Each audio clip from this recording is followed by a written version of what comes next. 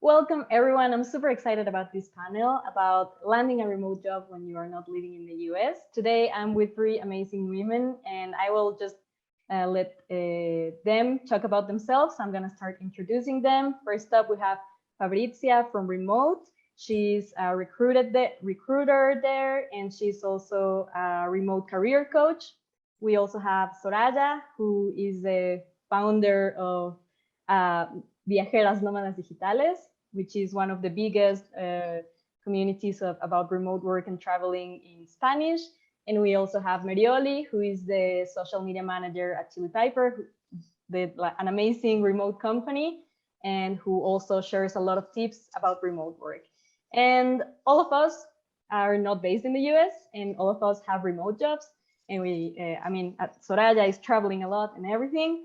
And we are going to talk about that today because a lot of people that are part of our community are always asking, is it possible to get a remote job if you're not living in the US? And the short answer is always yes. And today we are going to tell you how we did it. So yeah, I would love to know about your remote careers and your views on the topic. So Fabrizia, if you want to start, that would be amazing.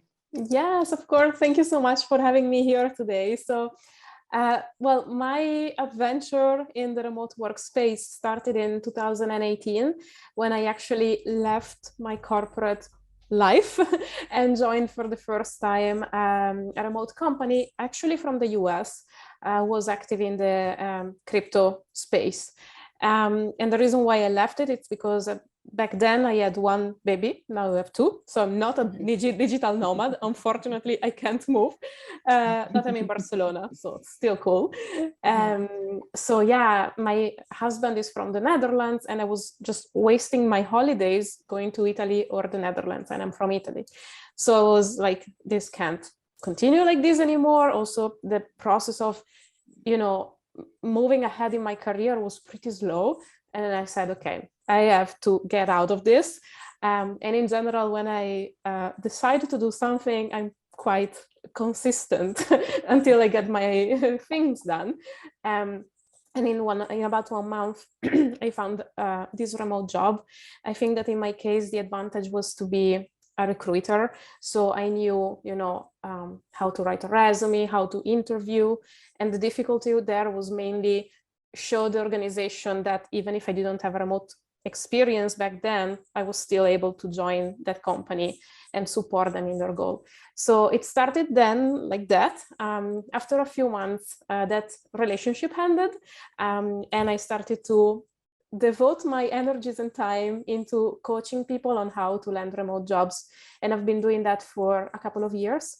Now it has become a side project, let's say. It's still going, but not full-time anymore, because I decided to go back into working for a company again. And now I am one of the recruiters of Remote. And I started 6 months ago. So new experience, more or less. Amazing. Who else wants to introduce themselves? Me? Okay. Go ahead. Hi, I'm Meryoli. So thank you guys for having me here. I'm Meryoli. I work as a social media manager for Chili Viper.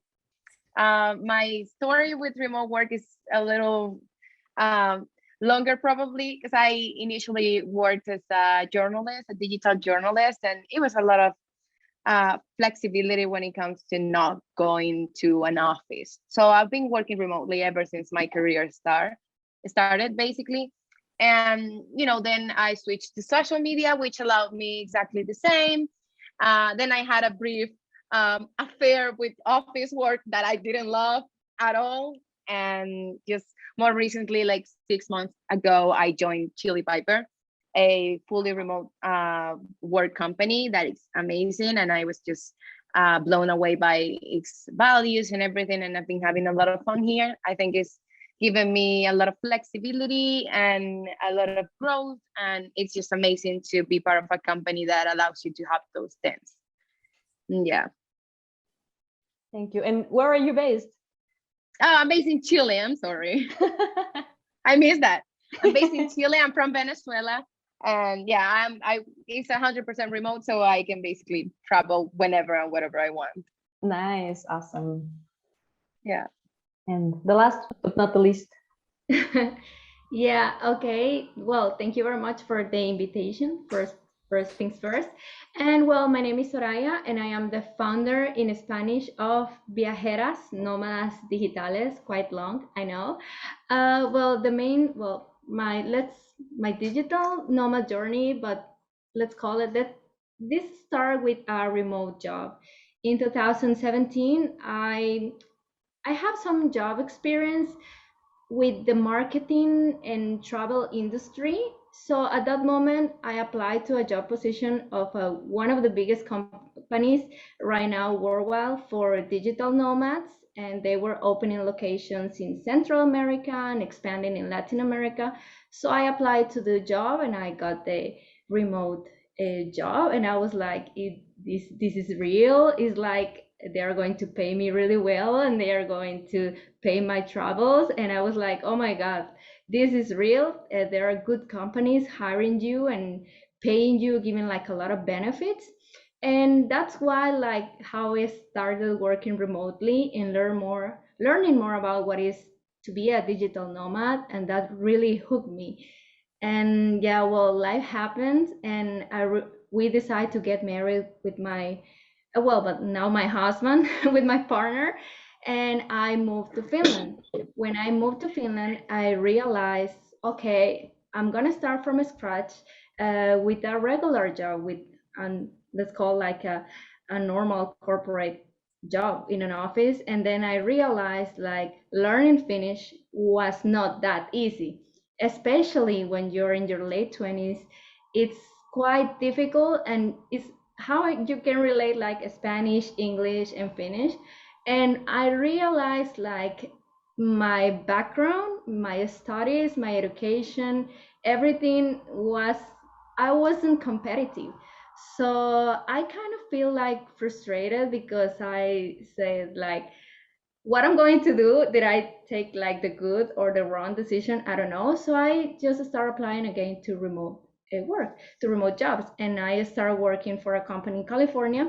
So when I was in Europe, I was working more with PR, with a SaaS company in California, but I was learning the Finnish language and everything. So in 2029, I realized that I was joining like a lot of networks for digital nomad women, and I realized there wasn't anything in Spanish, and I questioned myself.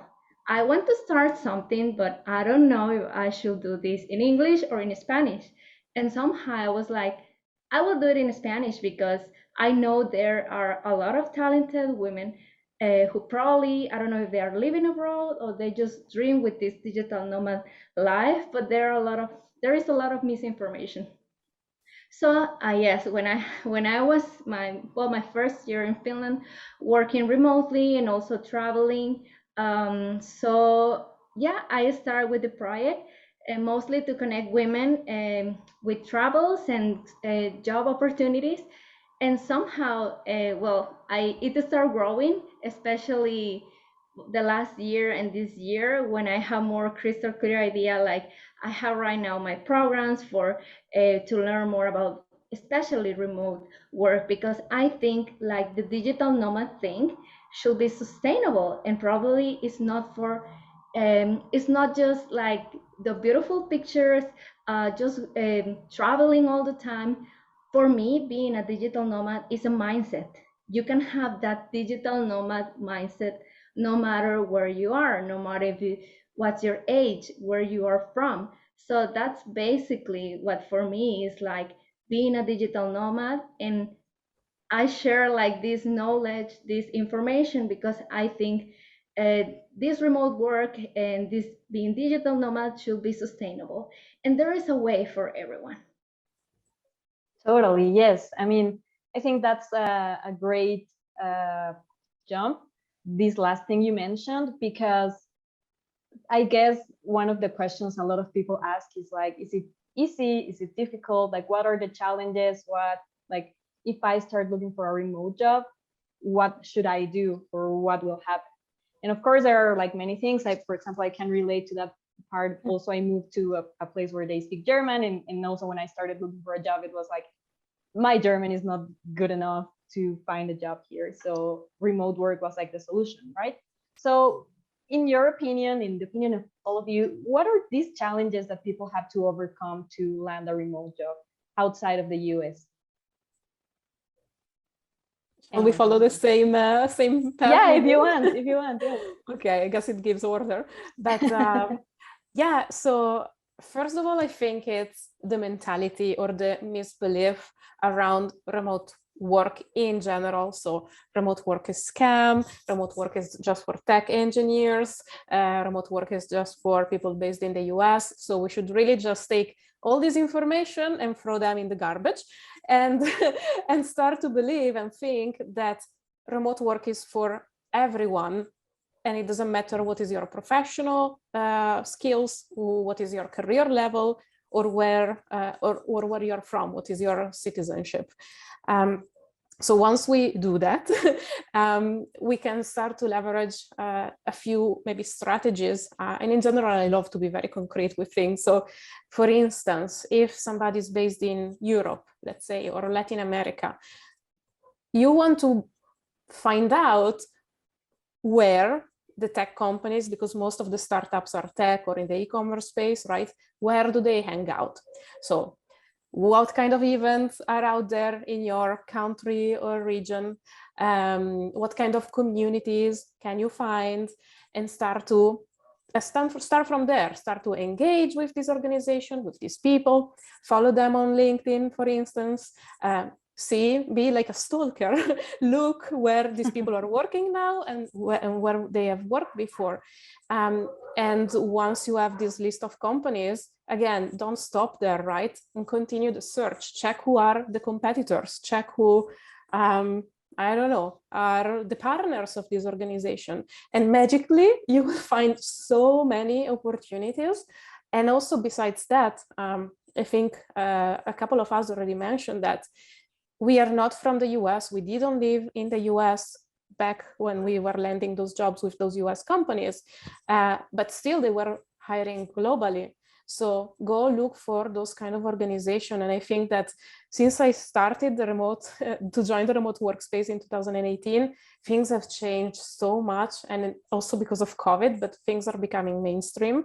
And also one piece of advice that I would like to share is be super mindful about your decisions and know what you want, and above all, what you don't want.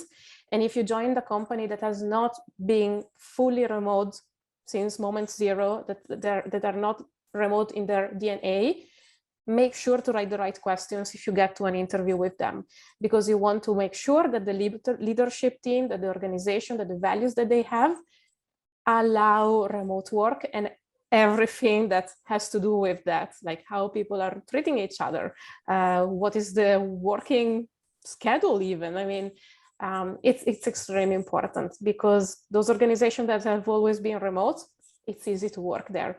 But if remote work was forced, you may end up in an organization that maybe is not really embracing remote work and maybe has still the old fashioned way of managing people and things like that. And again, I'm sure that there are great organizations that are shifting to remote work, and that's perfect.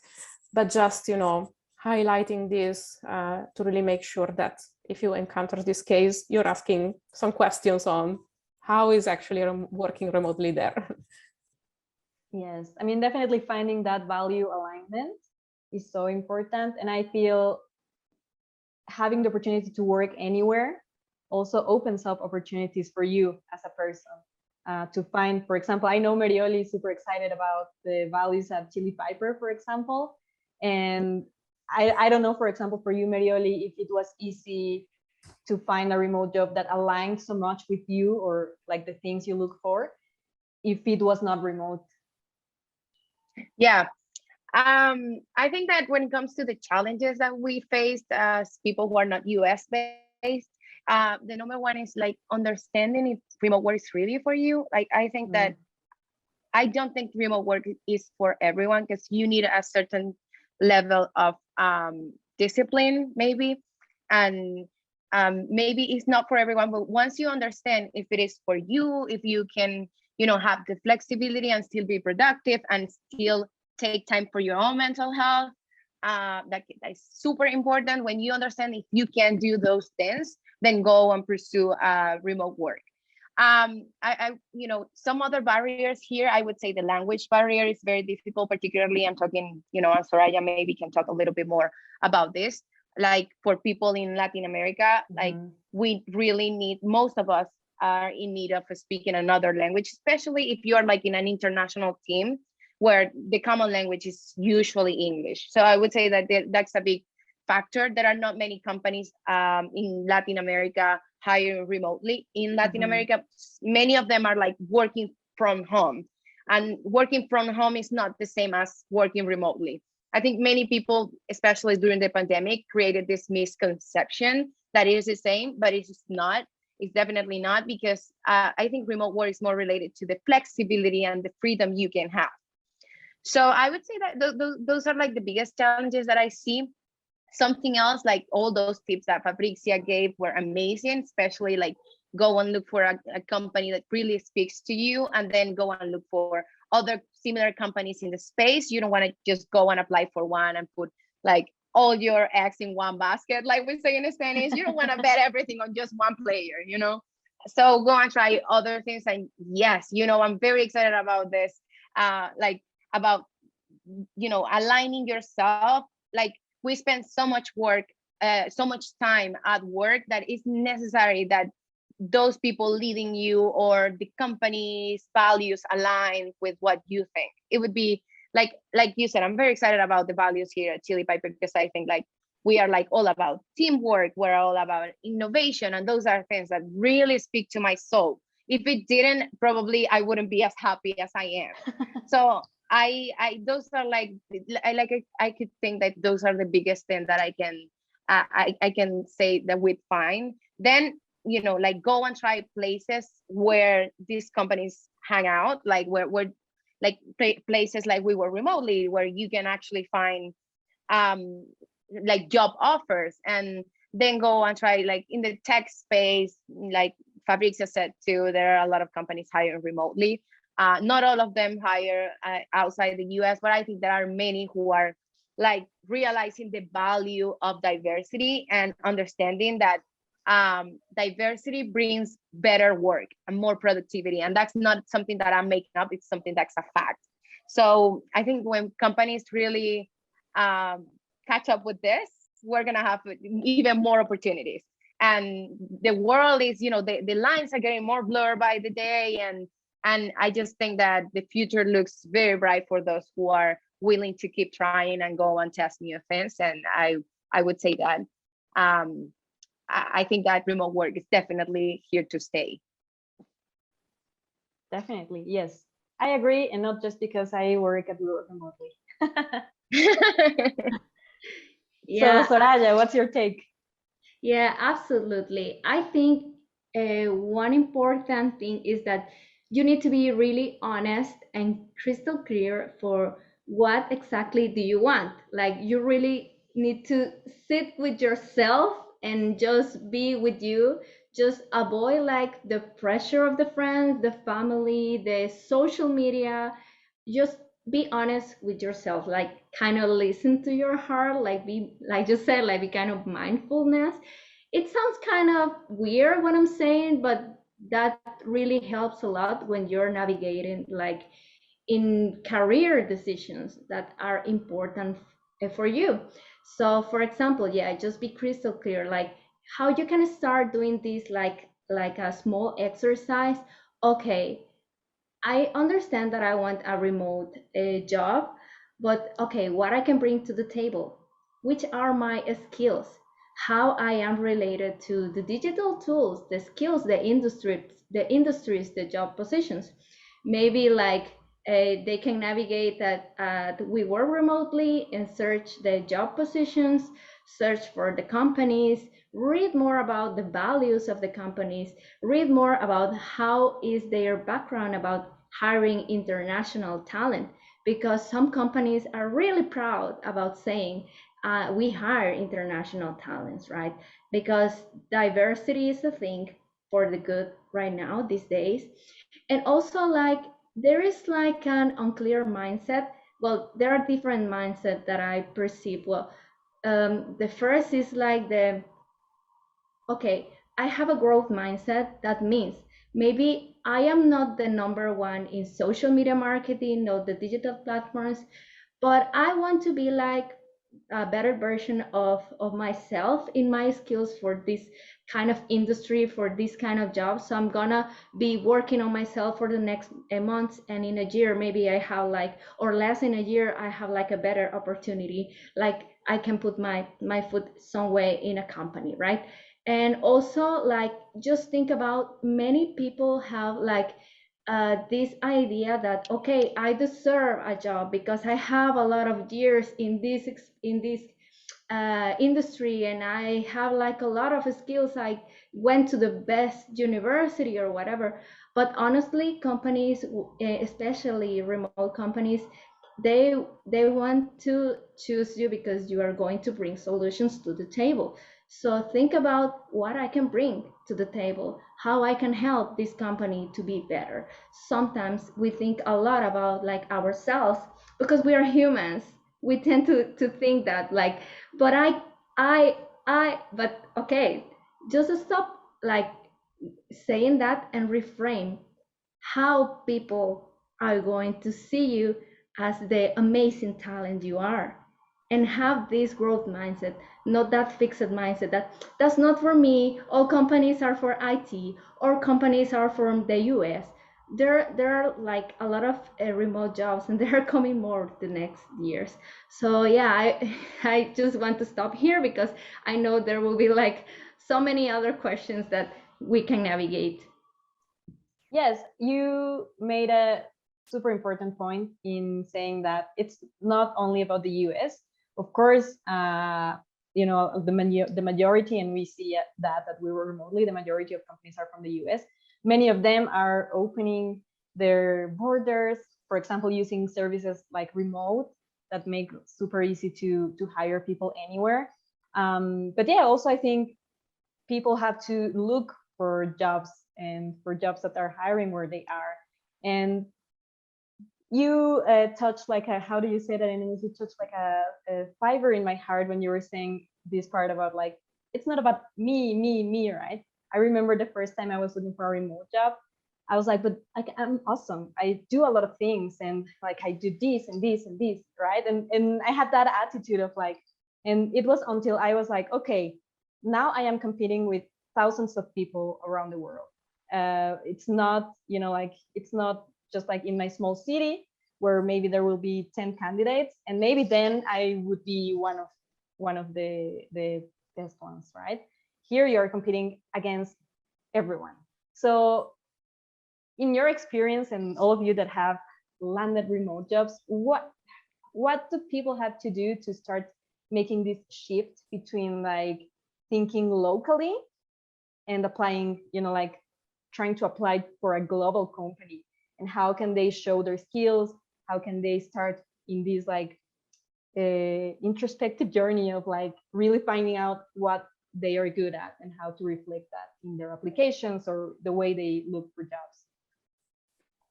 Yeah, so this is an amazing question, I think. And I think we already touched base on the value and mission and even product alignment, maybe.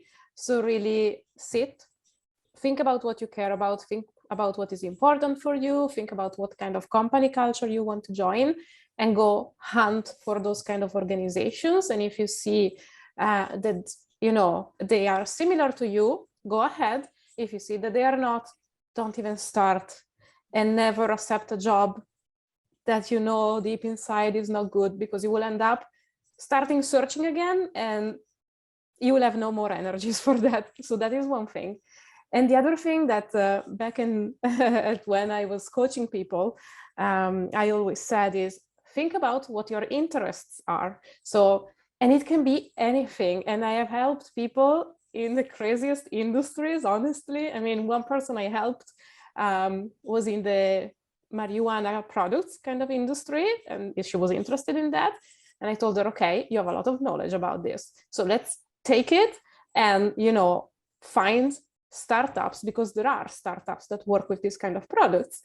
And let's leverage your knowledge in this sector. And by the way, she was a waitress before and a private chef. So in her case, it took really 1 year of constant work and, you know, ups and down, because of course you're wasting you're investing so much time into searching for the right opportunity in such a small niche. And it's frustrating because it's hard to find it. But eventually she found it, I think about 1 year ago, and she even got promoted. And I have a couple of other extreme cases like that. But if you are an expert in a specific field, be aware that there are so many startups that are growing now that are interested in you. Or even like you had Kumut in one of the webinars.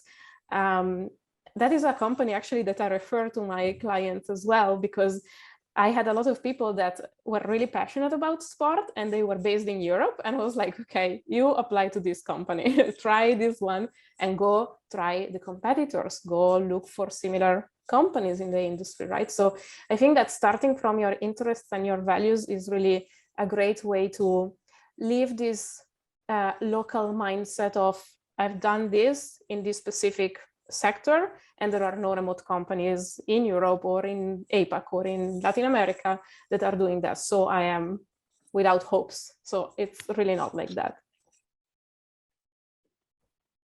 Yes. Meryoli, what do you think? Yeah. I mean, I loved everything Fabrizia said, of course. I think the way I approached this was like the number one thing for me was thinking, how can I create a resume or an application that really speaks to what I really can bring and want to bring to the table with this company. And maybe this is like more like a follow-up to what Fabrizia said, because once you find companies that you are really passionate about, you really want to apply, you think you can do great work there, then go and think about how you are going to go and present yourself to these companies.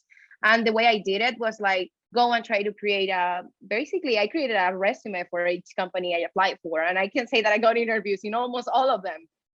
It was very important for me to customize that and to be able to, like, if that description job required something specific, to try and, of course, if I had this particular skill, highlighted on my resume. And I think that helped me a lot on landing a remote job. Again, after this, during the interview process, that maybe I'm just like following up here, is just during the interview process, what worked for me was taking a look at what the company does and its values and what they really wanted from a candidate. And just thinking about, like, well, in my case, Chili Piper is all about teamwork, and I could bring situations where I worked with big teams or with several people, and we really had good results. So I just preparation before the interview is very important. And I just think that it really helped me, like, understanding all this process from selecting a company that really speaks to me, then going and present myself to that company, and then during the interview process being as real as I could, but also highlighting those things that I knew they wanted from me. So I think that's my take on this, and that would be like my biggest advice. And I was very honest during the whole process with all these companies, because I feel like if you go and just find a company that is really not a good fit, it's going to be problematic for you and also for the company. So let's save time, like maybe you invest more time in applying to other companies. But when you really know that you are not going to do your best work here, or you're not going to be your best self, you're not going to be as happy as you could be in other company that probably aligns more with you, just go to the next one. Because I really think that the world is very big, and like Fabrizia said, there are too many opportunities happening right now. This is a very exciting time for startups in the world. I'm not only talking about the US. The US, of course, it's like this big country that has some big companies, or a lot of big companies. But around the world, even here in Chile, I keep hearing friends saying, like, I work for this startup and you wouldn't think, like, I mean, as a Latin American, you wouldn't think that that's happening in Latin America, but it is. So I think it's just very interesting, and that was the way I went about my whole process. And I hope it's helpful for people who are listening to this panel. Definitely. I mean, don't mass apply is the takeaway from this. Personalize Absolutely. everything. Yeah, it pays off. Soraya. Yes, I want to add the pitch. Which kind of pitch, like, are you telling first to yourself, and how people is really understanding that pitch? Because I see like a lot of applicants, they share like information like based on like traditional companies. Is like, yes, I do this report and then I collect whatever, and it's like very, very basic, like the day-to-day things, but they are not showing up like the solutions, the let's say like the value more international. Because I mean, for one international company, you probably have some experience or quite a lot of experience before, maybe. And okay, you start talking about how amazing one local company is, and it's like this new company in technology or this new startup, they are not aware of this company. You start maybe playing around with words about how amazing is the company, and you feel so lucky maybe to be there, but the company is like, yes, but which solution are you providing? And what I'm saying to the pitch is, we are pitching all the time ourselves. Like, we are pitching, for example, for if we want to sell something, or we want to apply for a job, if we want to have a new client, or we are all the time pitching ourselves. So it's like recruiters don't have time. They have like 6 seconds like to understand if they connect with you or not. And also, Meryoli shared like a lot of amazing tips, and Fabrizia, of course, a lot of amazing tips, but I want to share also like, for example, yes, the keywords, the amazing resume, the ATS, but what about like, don't forget also that you are interacting with another human, and also that human is very much connected with the values of the company. So also think about strategies that connect yourself as a human, not only for a remote job opportunity, but a long term with the company. That is great advice. Yeah, I mean, great advice, everyone. I know everyone will be super happy to hear about this. And once you land a remote job, what about these cultural differences? I know I come from Mexico, and I know work culture is so different in Mexico from where I work right now, for example, or in every remote job I've had. Everything is so different. And how do you approach those differences? How do you adapt to this very different way of working and of conceiving work? I know one of you mentioned before, like, don't listen to your friends, don't listen, to people that will say that remote work is a scam. That I know for my mom, for example, sometimes it's like, but like, you can travel and you can work, and like, do you really work? Like, is that really work? Like, what does that even mean, right? So how do you get rid of these like misconceptions about remote work, and how do you get rid of these very like, not get rid, but how do you adapt to a very different way of working when you're still in the same place? Because I guess that's like the complicated thing. Yeah, I think that you mentioned there are 2 things we can talk about. It's like, how do you face the external world that doesn't get you because you have this remote job that is allowing you to do whatever you want, almost. And then the other thing is communication and culture within the organization.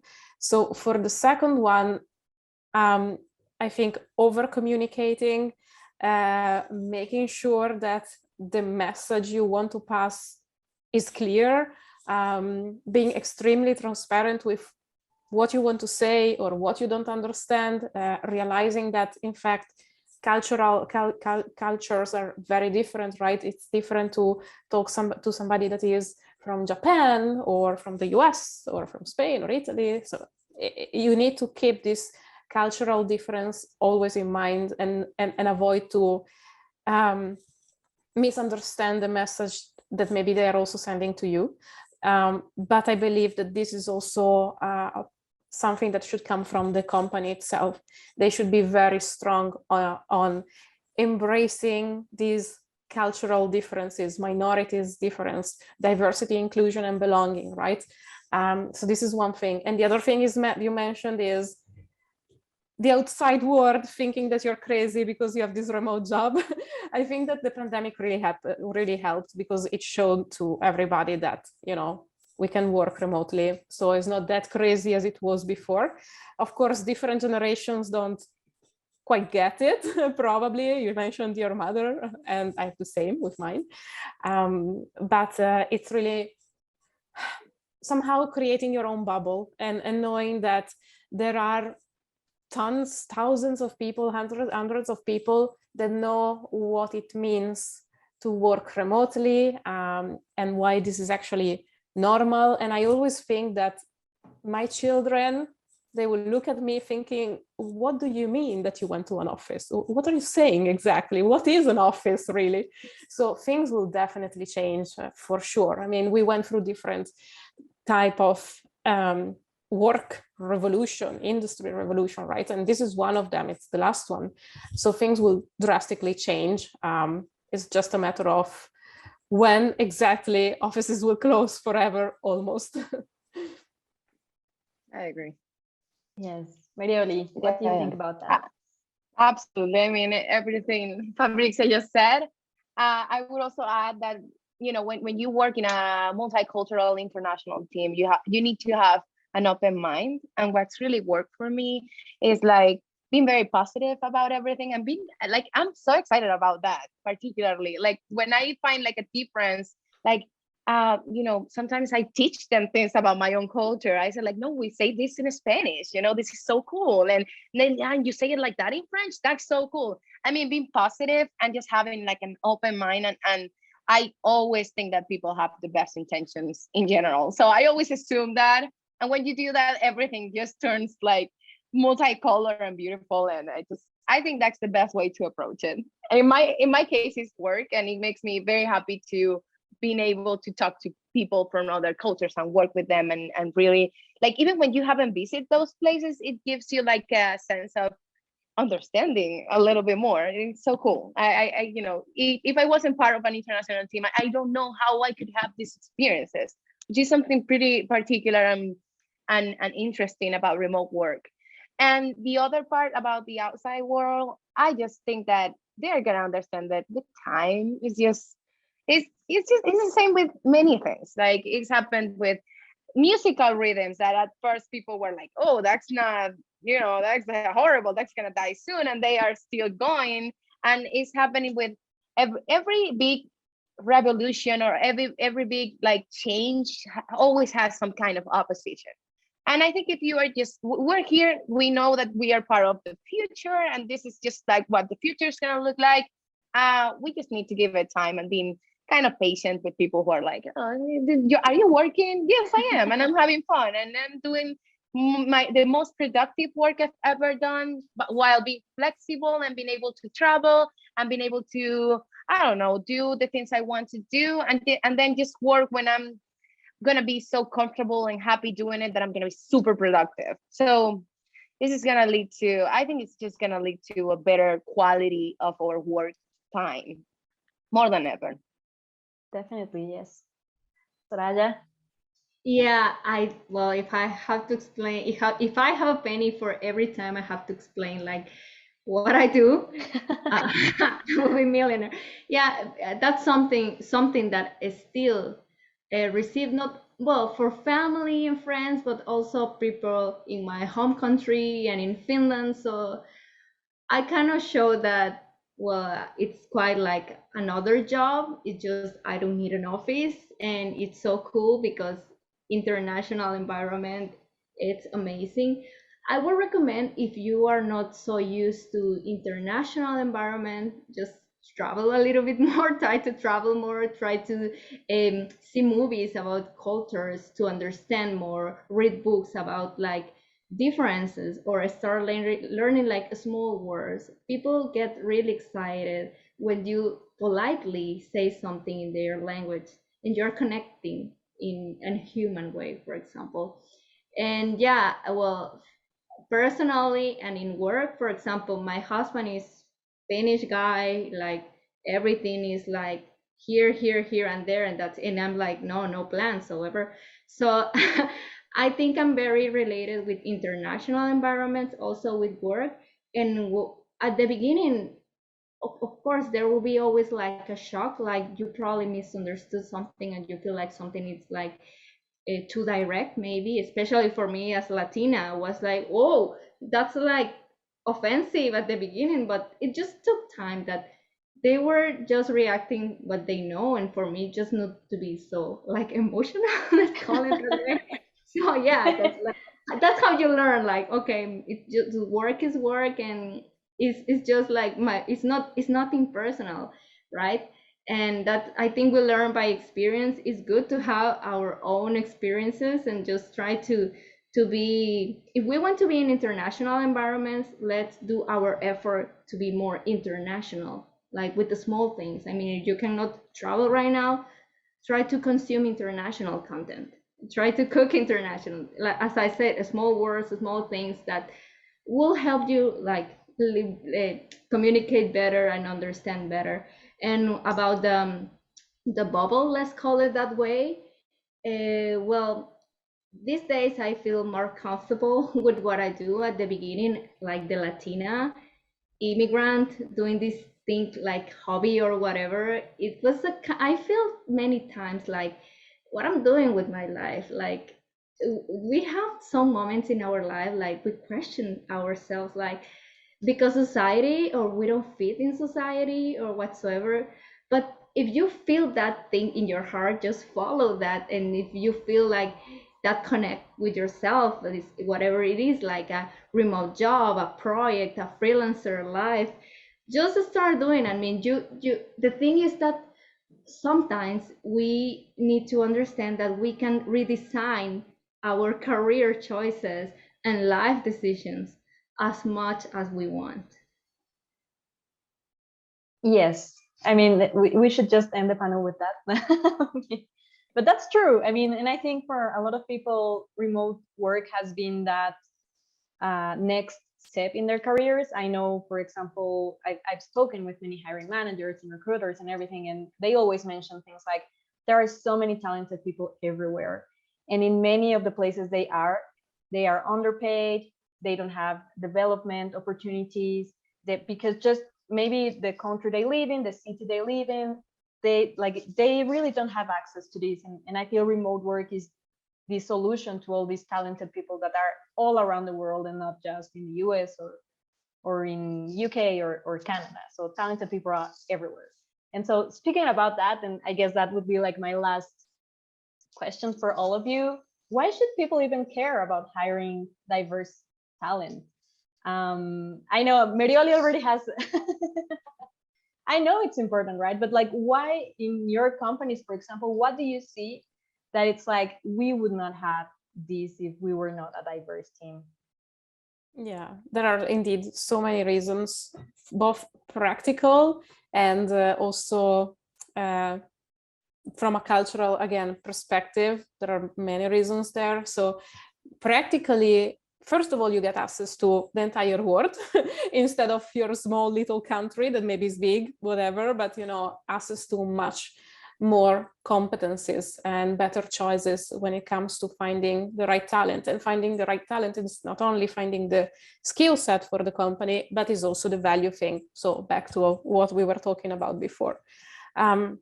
Operationally as well, maybe there is a company based wherever that is going to expand their operations in other countries as well, right? So having a person with that kind of cultural knowledge of that specific region, with that specific market knowledge, with that specific language, it's an advantage, a huge advantage for the organization.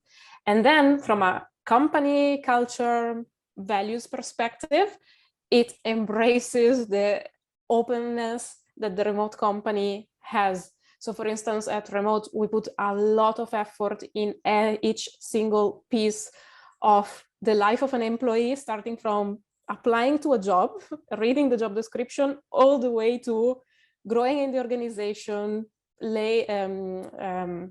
developing in your career, and so on. So we make sure that we are thoughtful and we are aware of how those cultural differences are important and can allow the team members to grow. And also we want diversity, because diversity brings indeed different knowledge, right? So it's a constant development. I think we are in a stage where inclusion, diversity is already something that is starting to become normal, but there is so much more to do, and we should never, think that we are settled and that we have done enough, because there's always improvement that we can add to this kind of belonging that we create within the organization. So that would be my take. Awesome. Really? Yeah, loved it. And besides what Fabrizia said, I would say like I already said it. Diverse team perform better. It's not something that Meryoli is just making up right now. Garnet said that 30% increase in productivity from high diverse teams. So that's a lot if you think about it. It's like 30%. And I think it's the result of getting a lot of people, like a group of people who are like-minded in many things, like in the ways they want to go about, let's say, business or their work.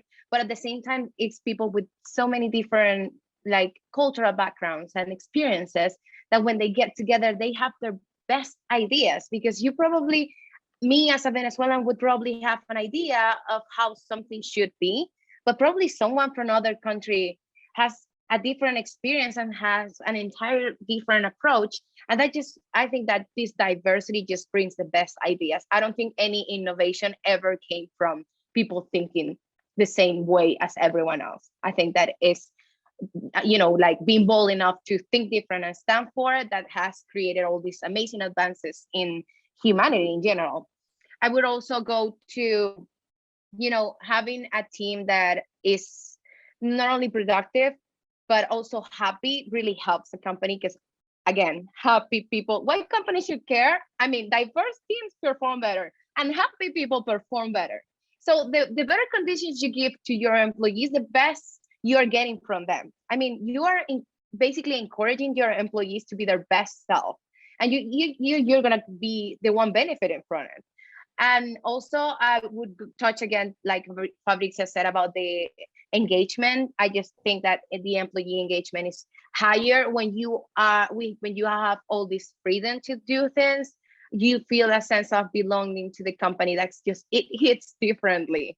As I think for our remote workers, it's like when you have to do something, you are like, you have to go to an office. And when that, particularly, I think millennials, we don't really align with the whole do this way. I think we're a generation that's like, we want to do things our way, but still, be the best version that I could possibly create.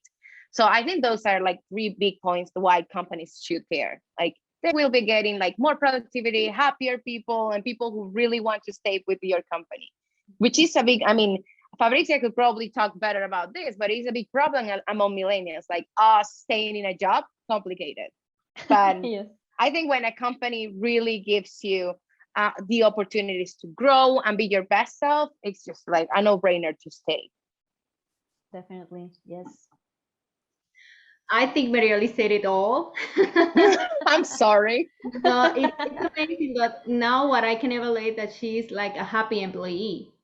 That's how companies should learn. Like everything she says, everything she learned for the opportunity, because she's international and she applied for a company hiring international talent. So the best companies hire people from everywhere, and the best cultures are from diverse talent.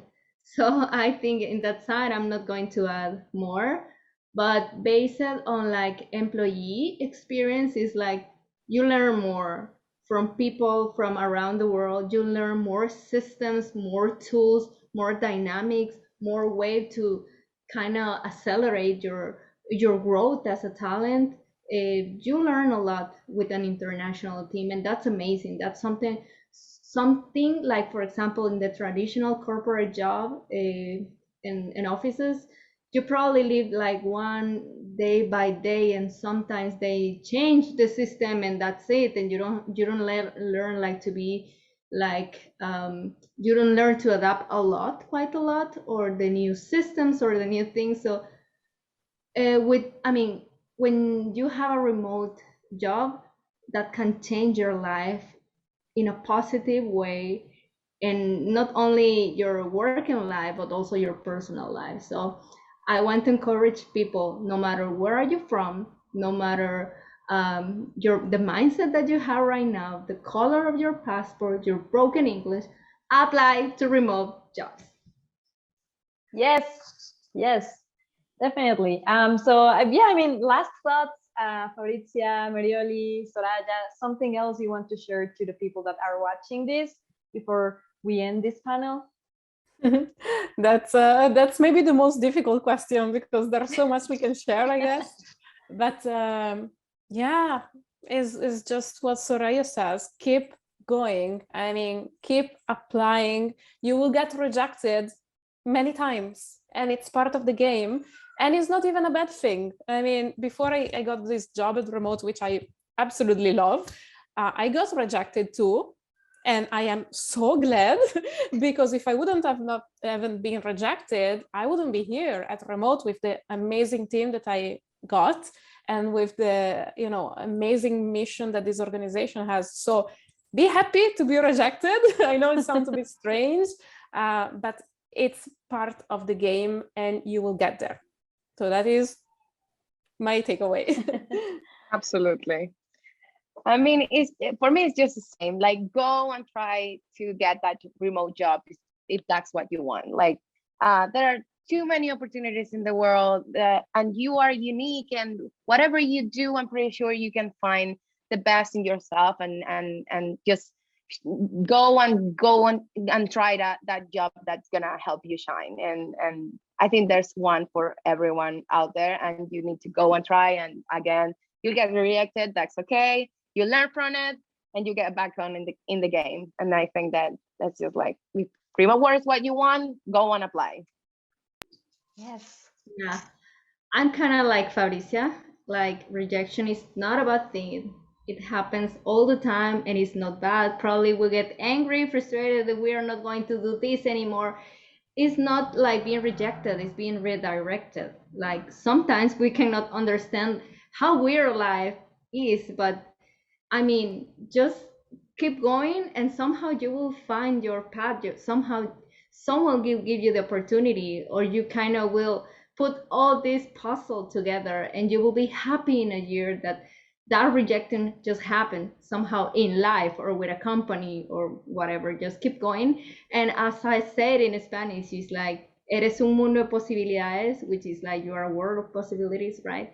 So don't forget that there is a world, the world is big, and there are opportunities everywhere. Totally. Yes, I mean, thank you so much for all the great advice you gave. Everyone that's watching this, feel free to go to the chat, ask questions. You can connect with Fabrizia in Remote's booth. Meryoli will also be there in the chat. Soraya also will be there in the chat. So we will also leave, like the information from them, so you can connect with them on social media. And thank you so much. And that would be it. And I hope we can talk again sometime. Thank you. Thank you so much.